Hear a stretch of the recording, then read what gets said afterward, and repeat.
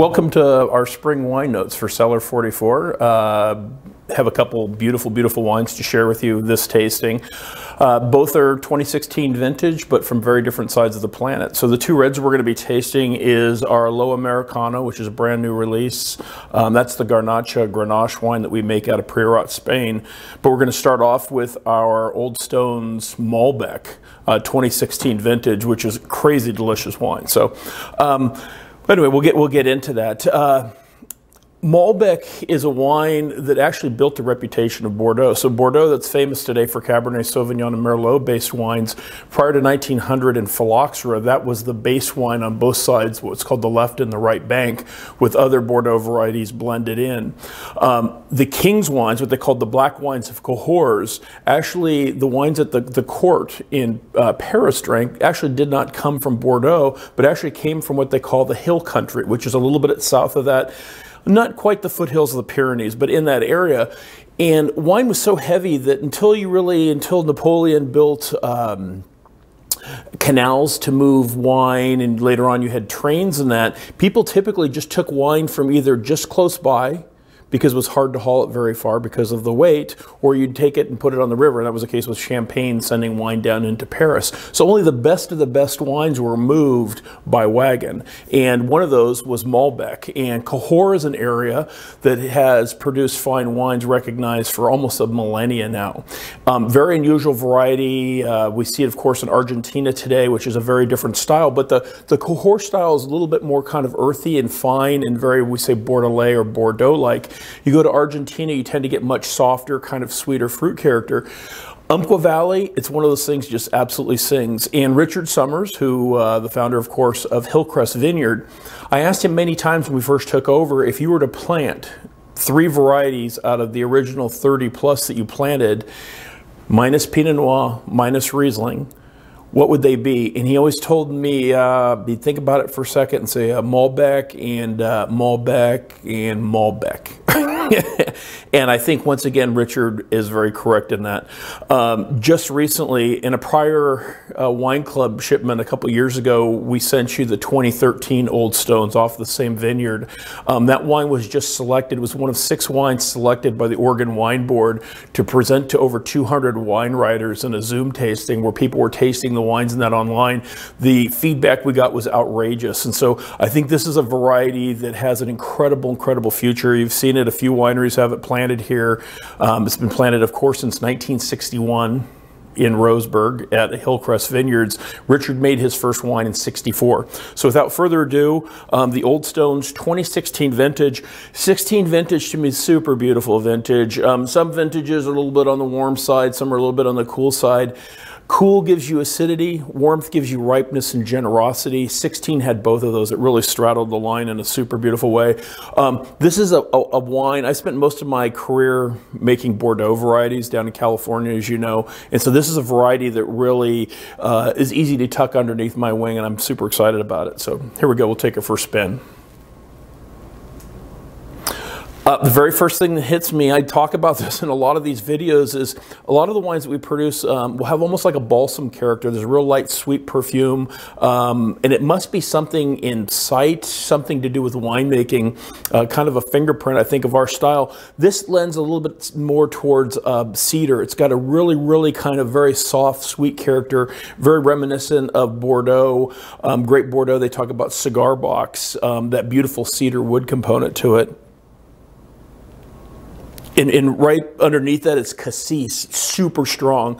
You don't see a lot of this in New World wines. Cassis is, you might say, it's like a blackberry, and many of you have probably had Cassis liqueur out of France and that. It's almost like a blackberry in terms of its flavor, but it doesn't have that high-toned fruit. It's more of like a deep, dark fruit character, and this has just tons of that on the nose. It's actually, even though it's 2016, and this wine spent almost 4 years in barrel, this wine has still a super primary character, super dark, dark, rich. Shows a lot of youth, and I think it speaks to the concentration that we get.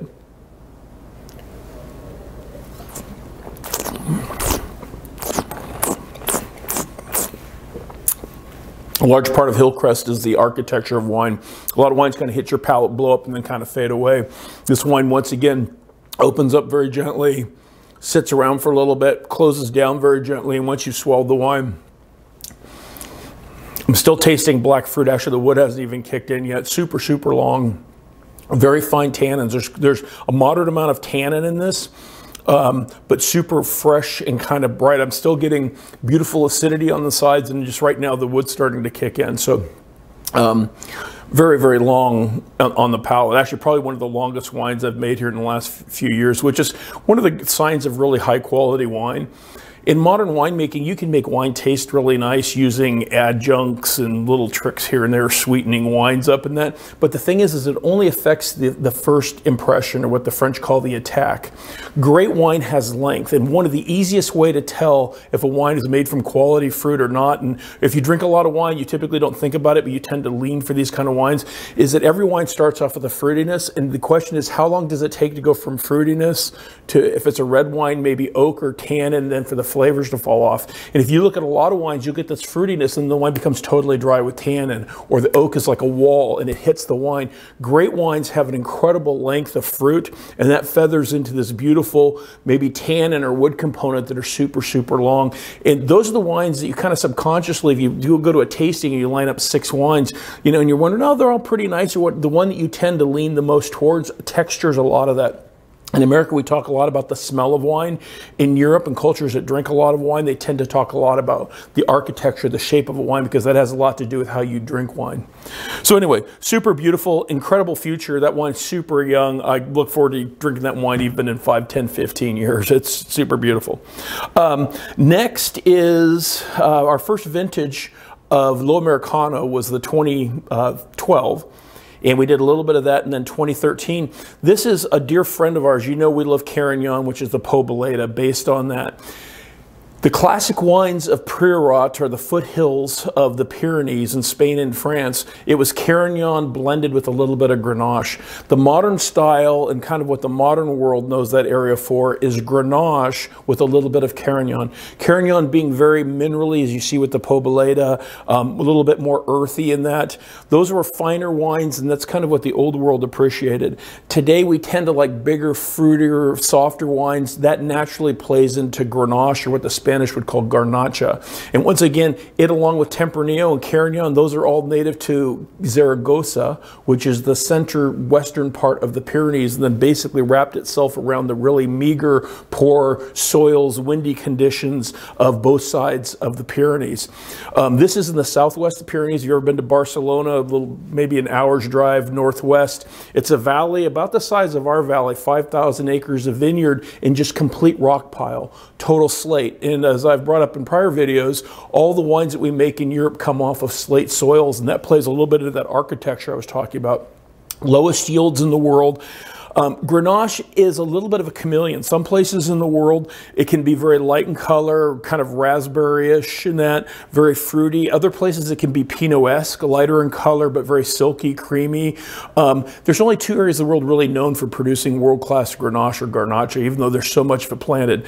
The first one of those would be Châteauneuf-du-Pape in the Rhone Valley, whose wines are mostly Grenache-based that are world-class. And then other famous area would be Priorat, where we are. And this comes out of what's called the Lichterellia soils. So there are different types of slate. In Germany, we make wines off of blue slate vineyards, red slate, giving you very different characters. The only place I know in the world that produces fine wine that has black slate is Priorat. And the Lichterellia, as they say in Catalan, is basically licorice. It looks like licorice. And so anyway, we'll go ahead and take this for a smell and a taste. It's been sitting in the bottle. This has been in the bottle for about 2 years, so it's just had a little bit of time to kind of rest up, and it's just getting to the sweet spot.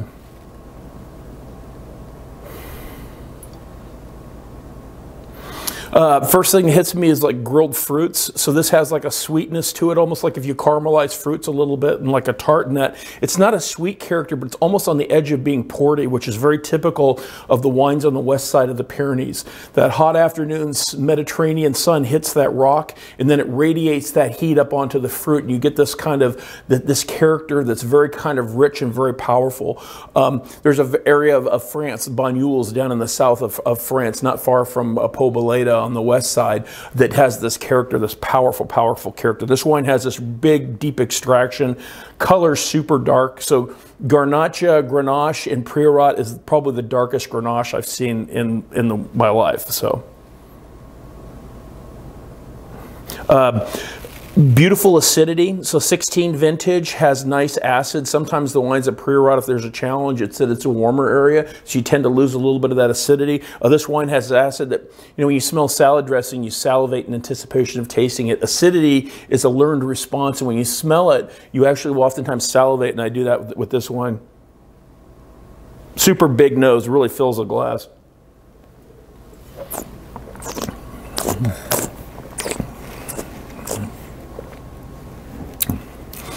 Very creamy, dense. So without being heavy, this wine has quite a bit of weight to it. Tannins that are a little bit more aggressive than you might find, or maybe more like Chardonnay de Pop. You tend to find in warmer areas the tannins tend to stay a little bit more kind of chunky and bold. In cooler areas, oftentimes you'll find the tannins a little bit finer. But that gives you this almost like, I'd say almost like a citrus. There's a little bit of like an orange peel that I'm getting right now that's beautiful, that we associate actually sometimes with great Burgundy, and that you see it in some whites as well. But just kind of beginning to trail off at this point. Both of these wines, I would say, to have with fairly rich foods. Both of them have beautiful acidity. They have pretty strong personalities. I think it's the kind of thing that you use the wine to cut the flavors of very powerful food. In that would be, and so much of this is not what the main ingredient is, but how it's prepared. Steak with a sauce, with like a blue cheese sauce. I think both of these would be fantastic. Maybe a really intense red wine sauce. Maybe in the case of the low Americano, even a port-based sauce. Lamb, very, very pungent in that. Both of these wines are the wines that stand up to that and really, really sing. So these are to me, two really exciting wines. 16 vintage, both places, is super outstanding. There's certain vintages that many parts of the world just ring the bell. 2010 was the last one of those. 16, I think, is that kind of vintage. So anyway, with that, the final release that we'll have is the Petit Blanc, and you can look at some prior notes for that we've talked about that. But anyway, thank you once again for your support, and we enjoy sharing our great passion, and thank you for making this possible. So to the genie in the bottle, cheers.